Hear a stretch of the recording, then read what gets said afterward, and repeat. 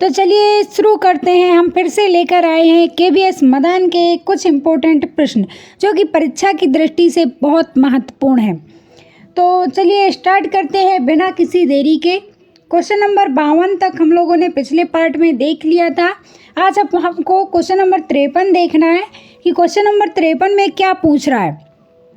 तो question number 53 आपसे पूछ रहा है कि निम्नलिखित में से यशपाल समिति की रिपोर्ट 1993 का मुख्य शीर्षक क्या है। यानी इसका मतलब ये है कि आपसे पूछ रहा है कि जो यशपाल समिति है, यशपाल समिति ने 1993 में शिक्षा सुधार के लिए क्या मुख्य बात कही थी। पूछ रहा है कि यशपाल समिति ने 1993 में शिक्षा सुधार के लिए क्या मुख्य बात कही थी। यानी 1993 में जो यशपाल समिति आई उसका मुख्य उद्देश्य क्या था, क्या रहा उसका उद्देश्य। तो आपसे क्वेश्चन नंबर 53 में यही पूछ रहा कि बताइए 1993 का मुख्य उद्देश्य क्या था, या फिर 1993 में जो शिक्षा है उस शिक्षा सुधार के लिए क्या मुख्य बात कही गई थी इस रिपोर्ट में। तो आपका राइट आंसर हो जाएगा बी, बिना बोझ की शिक्षा।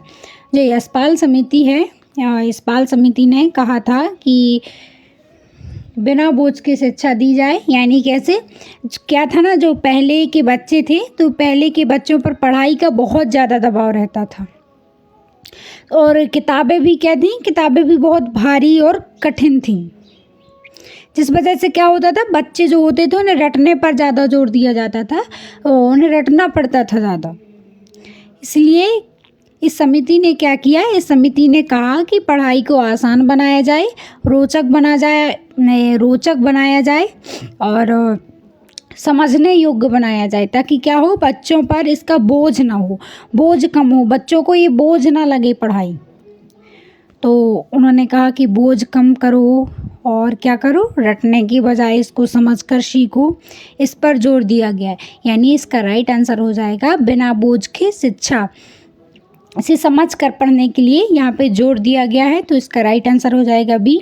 आशा है कि आपको क्वेश्चन नंबर 53 समझ में आया होगा। क्वेश्चन नंबर 54 आपसे पूछ रहा है कि निम्नलिखित में से यूजीसी में केंद्र सरकार के प्रतिनिधियों की संख्या कितनी है।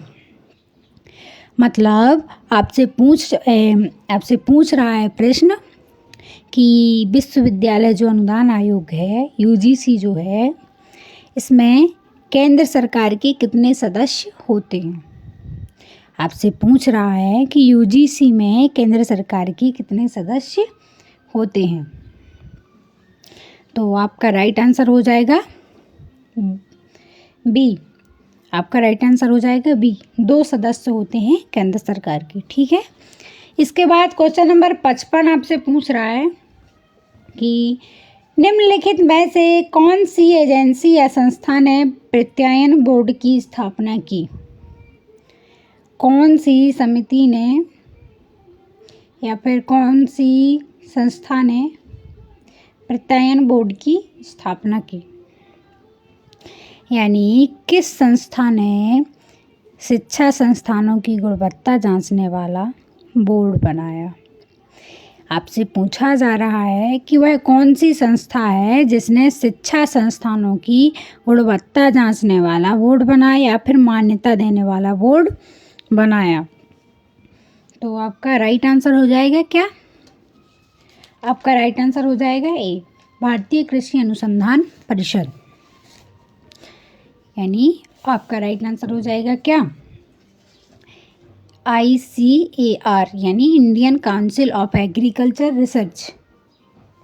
ठीक है, जो कृषि शिक्षा का मुख्य नियंत्रक होता है। क्या होता है, जो ये कृषि है तो ये कृषि शिक्षा का मुख्य नियंत्रक होता है ये। और इसमें क्या होता है, जो कृषि विश्वविद्यालय होते हैं और जो कॉलेज होते हैं कृषि से रिलेटेड, उसमें प्रत्यायन व्यवस्था शुरू करी थी इन्होंने, जो कि लगभग 1998 के आसपास की थी। अच्छा, क्या कारण था कि इनको प्रत्यायन बोर्ड की स्थापना करनी पड़ी। तो इसका कारण ये था कि जो शिक्षा है, शिक्षा की गुणवत्ता सुधारने के लिए प्रत्ययन बोर्ड की स्थापना की गई।